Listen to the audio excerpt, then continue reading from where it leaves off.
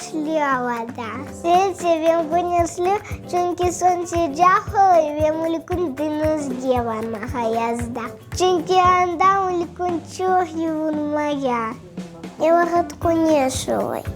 Ben yazını seviyorum. Sıcak, çamur yok. Kar olanda. Ben neden yapam? Ben top oynayayım. Güneş, yırtlar. Sonra seviyorum kışları. Ne vakit yağmur yağanda ben sana oldum ve böyle yattım. Benden sıcak havada. Sıcak havada uykunda denizge varmak. Sıcakta. Çünkü denizge uykun varmak.